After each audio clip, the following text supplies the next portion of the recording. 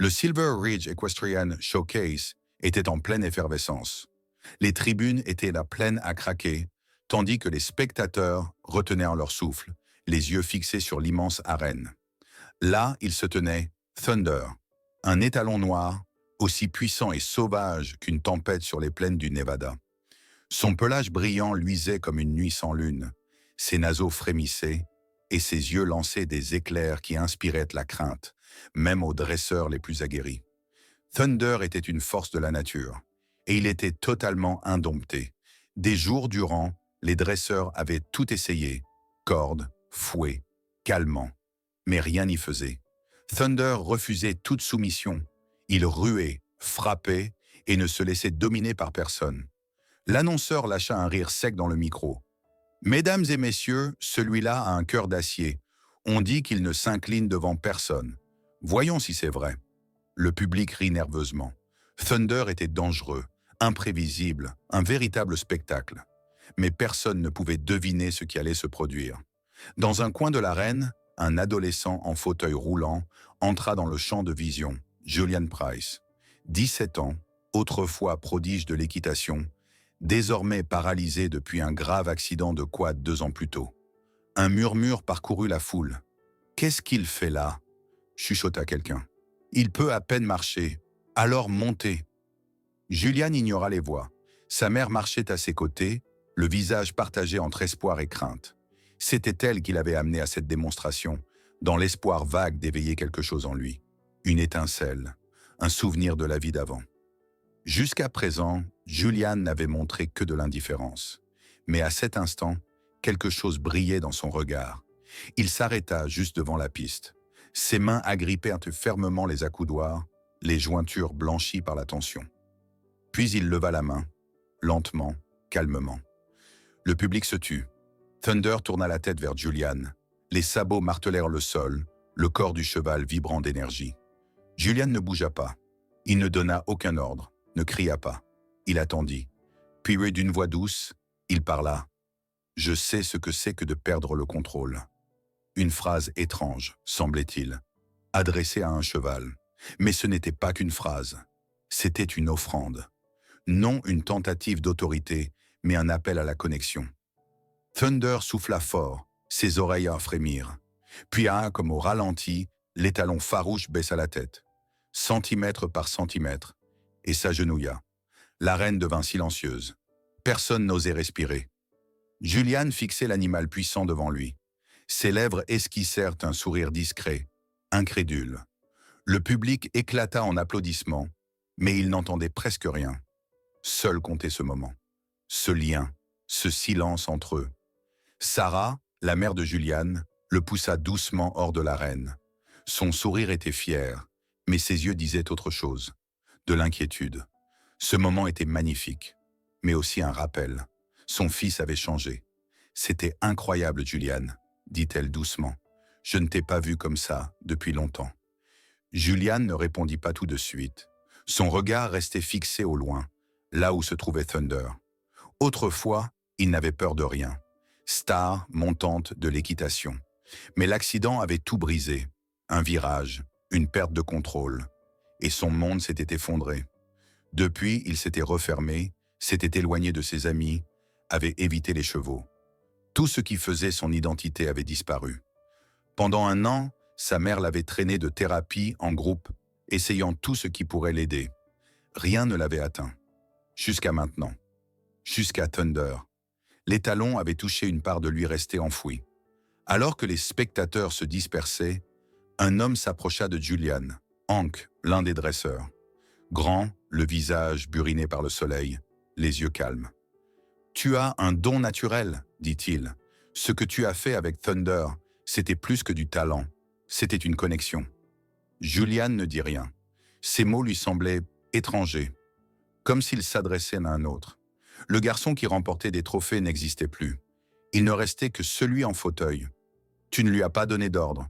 Tu lui as fait confiance, » dit Hank.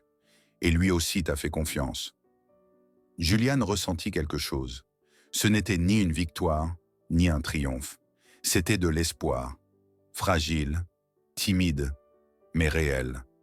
Peut-être pourrait-il se retrouver, Peut-être que c'était un début.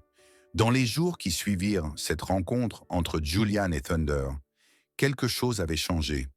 Pas seulement pour Julian, mais aussi pour ceux qui l'entouraient. Des vidéos de l'instant où Thunder s'agenouillait devant le garçon, en fauteuil roulant, firent rapidement le tour du monde. Les médias s'emparèrent de l'histoire et des titres comme « Le garçon qui a rendu l'impossible possible » firent le tour du pays. Mais tandis que le monde s'émerveillait, Julian restait discret. Pour lui, ce n'était ni un miracle, ni un spectacle. C'était un signe. Un premier pas, silencieux, dans une direction dont il ignorait où elle mènerait. Hank, le dresseur expérimenté, ne lâchait pas prise. Il avait vu quelque chose, non pas en Thunder, mais en Julian. Une aptitude, une sensibilité qu'on ne peut pas enseigner. Et il le savait, ce lien ne devait pas rester un simple instant suspendu. « Tu dois continuer à travailler avec lui », dit Hank un matin. « Mais doucement, à ton rythme. » Julian acquiesça, hésitant. Ce n'était pas un ordre, mais une proposition. Et c'est précisément cela qui lui donna la force d'essayer. Les jours suivants, il revint sans cesse près du paddock de Thunder. Il parlait peu. Il attendait, observait. Il ne força rien. Mais à chaque visite, Thunder s'approchait un peu plus. Au début, c'était à peine perceptible. Un léger frémissement d'oreille, un regard qui s'attardait plus longtemps sur Julian. Puis un pas, un rapprochement prudent. Thunder, qui réagissait d'ordinaire à toute tentative de contrôle par de la défiance, montrait désormais de la curiosité. Ce n'était pas de la soumission, mais un début de confiance. Aux premières heures du matin, le domaine était particulièrement calme, et souvent, Julian restait assis seul près de la clôture, seulement accompagné du vent et du bruissement discret des bottes de paille au loin. Hank observait la scène, les bras croisés, hochant légèrement la tête. « C'est ça », murmurait-il, « c'est le commencement. » Et en effet, c'était le début de quelque chose de plus grand. Julian n'avait aucune expérience du dressage classique. Il n'avait ni cravache, ni longe, ni outils. Ce qu'il avait, c'était la patience, et une histoire que Thunder comprenait à sa manière. Tous deux étaient tombés, tous deux avaient souffert, et tous deux cherchaient une voie pour se relever. Certains dresseurs doutaient. Ils disaient que tout cela n'était qu'un hasard, un caprice de l'animal, un coup de théâtre pour les caméras. « Ce garçon ne sait pas ce qu'il fait », affirma l'un d'eux dans une interview. « C'est dangereux. » D'autres murmuraient à voix basse qu'il était irresponsable de confier un tel cheval à un adolescent sans expérience. Mais Julian n'écoutait pas. Il écoutait Thunder. Et Thunder, lui, écoutait Julian. Jour après jour, ils passèrent du temps ensemble dans l'arène. Sans pression, sans attente. Et chaque jour, Thunder devenait plus calme. Ses mouvements s'adoucissaient. Son regard devenait moins farouche. Ce n'était pas un processus rapide. Certains jours semblaient être des reculs. Mais parfois, un simple instant bouleversait tout. Un après-midi, alors que le soleil baignait l'arène d'une lumière dorée, Thunder s'approcha de Julian. Sans hésitation, sans crainte. Il s'arrêta juste devant le fauteuil roulant, baissa la tête et attendit. Julian tendit la main et toucha doucement le cou de l'animal puissant.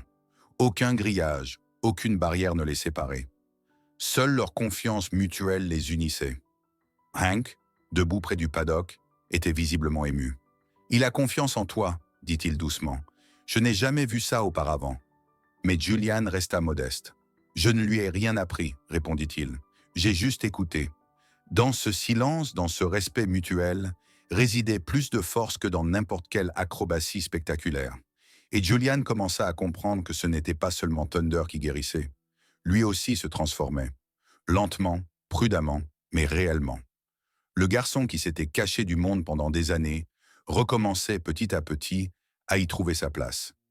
Le Silver Ridge Showcase approchait de son deuxième week-end, et une fois encore, les tribunes étaient de pleines.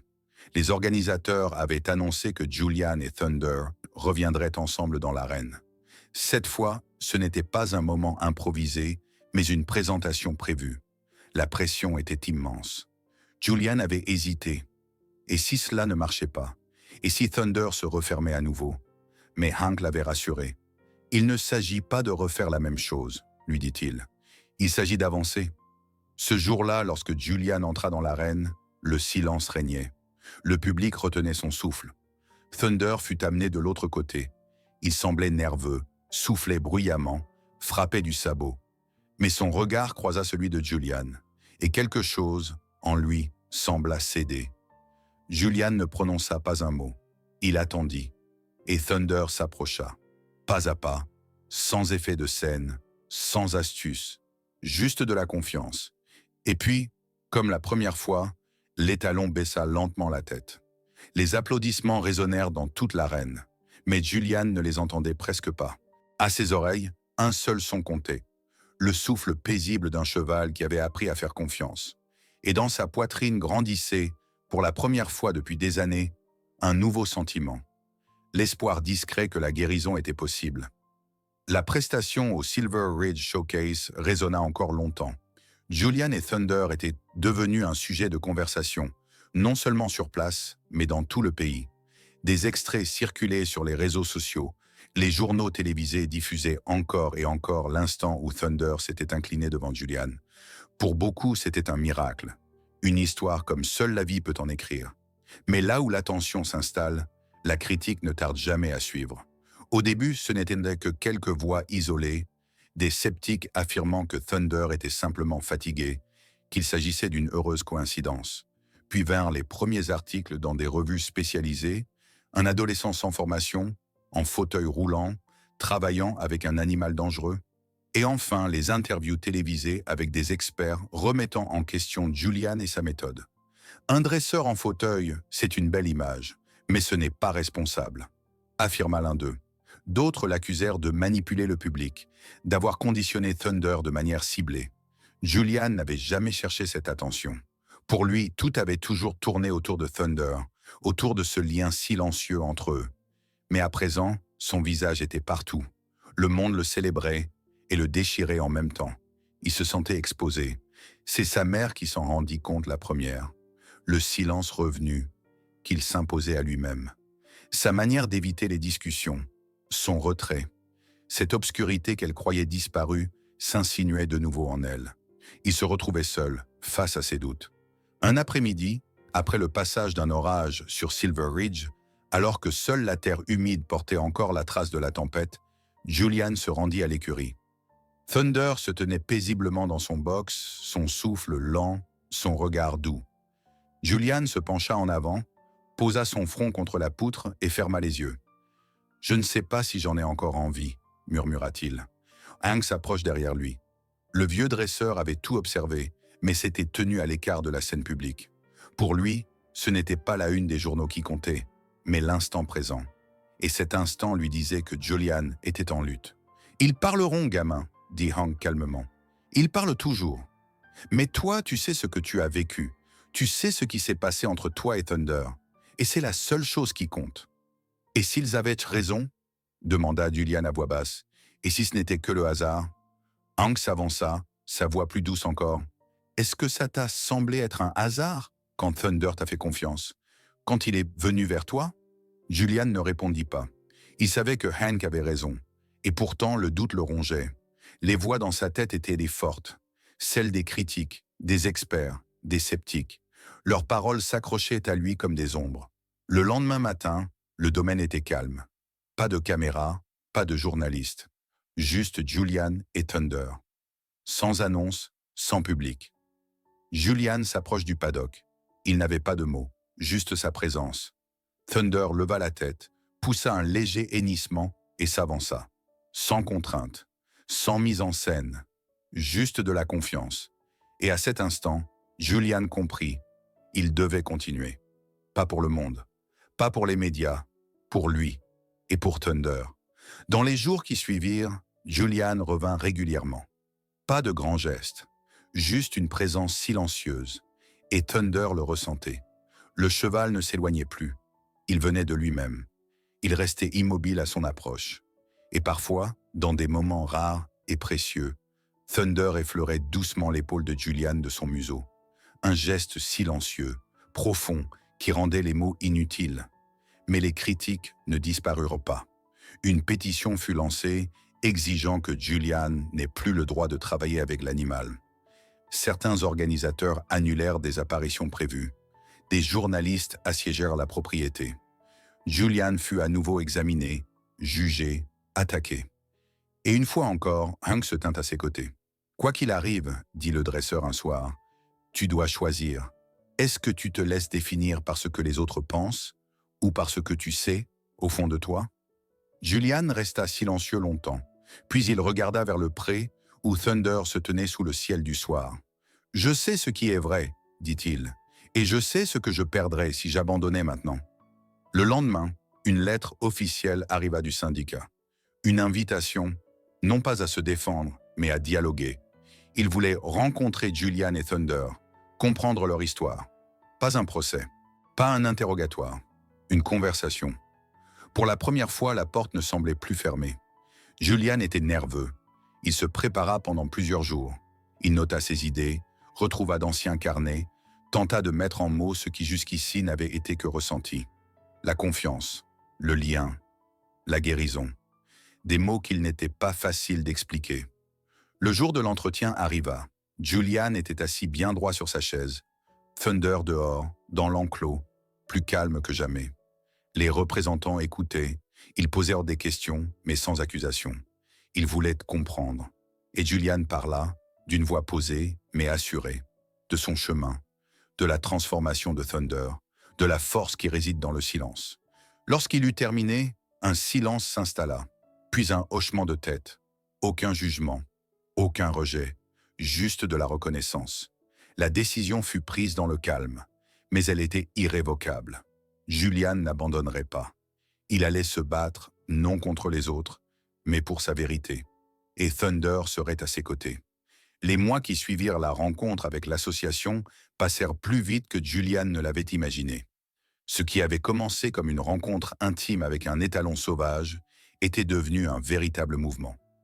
Des gens de tout le pays lui écrivaient, des parents, des thérapeutes, des éducateurs, des jeunes. Tous avaient été touchés par son histoire. Mais pour Julian, le plus important restait l'instant. Ce moment de silence entre lui et Thunder, où naissait la confiance. Thunder n'était plus l'animal aux yeux farouches et à la queue fouettante qui galopait furieusement dans l'arène. Son esprit restait indompté, mais en présence de Julian, il exprimait une sérénité qui semblait venir du plus profond de lui. Leur travail quotidien n'avait rien d'un entraînement classique. Il reposait sur la présence, la proximité et la patience. Et sur un accord tacite, aucun d'eux n'attendait de l'autre ce qui ne pouvait être donné librement. Un matin, en entrant dans l'écurie, Julian trouva Thunder déjà à la porte de son box. L'étalon poussa un léger souffle, secoua la tête, puis le toucha du museau. Julian éclata de rire, un rire vrai, léger, comme il n'en avait pas connu depuis des années. À cet instant, il sut, le moment était venu de franchir une nouvelle étape.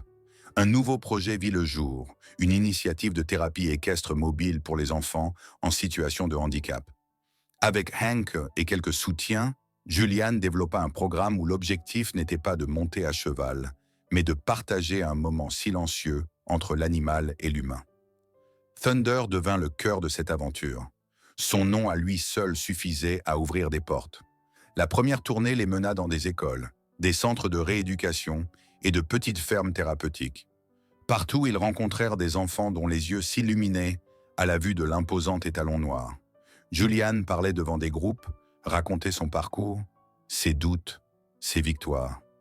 Et chaque fois que Thunder se plaçait calmement à ses côtés, le public comprenait que ces mots n'étaient pas de la théorie, mais une vérité vécue. Une journée en particulier resta gravée dans la mémoire de Julian. Un garçon nommé Elias, lui aussi en fauteuil, après un accident, avait été amené par ses parents. Il parlait peu, s'était renfermé depuis le drame, comme Julian autrefois. Mais lorsque Thunder s'approcha, quelque chose se produisit. Elias tendit la main, hésitant, tremblant, et Thunder se laissa faire. Il baissa la tête, se laissa toucher, sans la moindre crainte. La mère d'Elias pleurait doucement, et Julian comprit. Ils avaient atteint un cœur de plus. À chaque rencontre, la certitude de Julian grandissait. Ce ne sont pas les grands gestes qui comptent. Ce sont les gestes simples, doux, sincères. C'est la confiance silencieuse qui se construit lentement et qui crée des ponts là où il n'y avait que des murs. La presse recommença à parler d'eux, cette fois sans sensationnalisme, mais avec respect. Il ne s'agissait plus d'un miracle, mais d'un exemple de ce que l'on peut accomplir quand on se rencontre vraiment. Un soir, après une longue journée, ils rentrèrent au domaine. Le soleil déclinait derrière les collines, baignant les prés de lumière dorée. Julian resta dehors. Thunder broutait non loin. Le vent jouait dans sa crinière. Le garçon repensa aux enfants rencontrés, au silence, au regard. Et il comprit. Leur mission ne faisait que commencer. « On en a fait du chemin, hein ?» murmura-t-il. Thunder leva la tête. Un silence paisible s'installa. Julian ferma les yeux. Pour la première fois depuis l'accident, il ne se sentait plus brisé. Il n'avait rien perdu. Il avait trouvé, pas seulement un cheval, mais lui-même. Et alors que la nuit tombait sur Silver Ridge, ils le savaient tous deux, ce n'était pas la fin, mais un commencement.